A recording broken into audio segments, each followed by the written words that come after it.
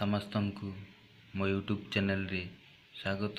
ଆଜି ଆମେ ସପ୍ତମ ଶ୍ରେଣୀ ଗଣିତ ବିଷୟର ଭଗ୍ନ ସଂଖ୍ୟା ଓ ଦଶମିକ ସଂଖ୍ୟା ମାନଙ୍କର ହରଣ ବିଷୟରେ ପଢ଼ିବା। ସମୟର ସ୍ୱଳ୍ପତା ଦୃଷ୍ଟିରୁ ଆମେ ସିଧା ଯିବା ସେ ଅଭ୍ୟାସ କାର୍ଯ୍ୟ 2.3କୁ। ପ୍ରଥମେ ଭାଗଫଳ ନିର୍ଣ୍ଣୟ କର ବୋଲି କୁହାଯାଇଛି। ଏଠାରେ ଆମେ 12କୁ 3/4 ଦ୍ୱାରା ଭାଗ କରିବା। ତେବେ ଆମେ କରିବା 12 ହରଣ 3/4। ଉତ୍ତରରେ ଆମେ ଲେଖିବା 12 ହରଣ 3/4 ସମାନ 12 ଗୁଣନ 4/3 ସମାନ 48/3 ସମାନ 16। ମନରେ ପ୍ରଶ୍ନ ଆସୁଥିବ, 12 ହରଣ 3/4 ଥିଲା କିନ୍ତୁ 12 ଗୁଣନ 4/3 ହେଇଗଲା। ଆମେ ଯେତେବେଳେ ହରଣ ଚିହ୍ନରୁ ଗୁଣନ ଚିହ୍ନକୁ ପରିବର୍ତ୍ତନ କରନ୍ତି ସେତେବେଳେ ହରଣ ଚିହ୍ନର ଡାହାଣରେ ଥିବା ସଂଖ୍ୟାର ଲବ ହର ହୋଇଯାଏ ଏବଂ ହର ଲବ ହୋଇଯାଏ। ସେହି ଦୃଷ୍ଟିରୁ 12 ହରଣ 3/4 ତାହା ପରିବର୍ତ୍ତିତ ହୋଇକି 12 ଗୁଣନ 4/3 ହୋଇଗଲା। ବର୍ତ୍ତମାନ ନମ୍ବର 2 ଭାଗଫଳ ସ୍ଥିର କର।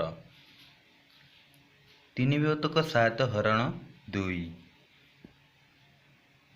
ଉତ୍ତରରେ 3/7 ହରଣ 2 ସମାନ 3/7 ଗୁଣନ 1/2 ସମାନ 3/14।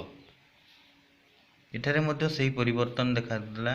ହରଣ ଚିହ୍ନର ଡାହାଣରେ ଥିବା 2 1/2ରେ ପରିଣତ ହୋଇଗଲା। ବର୍ତ୍ତମାନ ନମ୍ବର 3 ଭାଗଫଳ ସ୍ଥିର କର। 2/5 ହରଣ 1/2।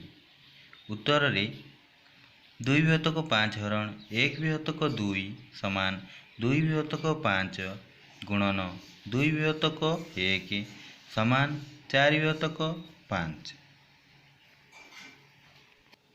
ବର୍ତ୍ତମାନ ନମ୍ବର 4 3/5 ମିଟର ଦୀର୍ଘ ଫିତାରୁ 1/5 ମିଟର ଦୀର୍ଘ କେତେ ଖଣ୍ଡ ଫିତା ଆମେ କାଟିପାରିବା? ଉତ୍ତର, ଫିତାର ଦୈର୍ଘ୍ୟ 3/5 ମିଟର। ପ୍ରତି ଖଣ୍ଡର ଦୈର୍ଘ୍ୟ 1/5 ମିଟର। ଖଣ୍ଡ ସଂଖ୍ୟା 3/5 ମିଟର ହରଣ 1/5 ମିଟର ସମାନ 3/5 ଗୁଣନ 5/1 ସମାନ 15/5 ମିଟର ସମାନ 3 ଖଣ୍ଡ। ଅତଏବ ମୋଟରେ 3 ଖଣ୍ଡ ଫିତା ଆମେ ପାଇପାରିବା। ଧନ୍ୟବାଦ।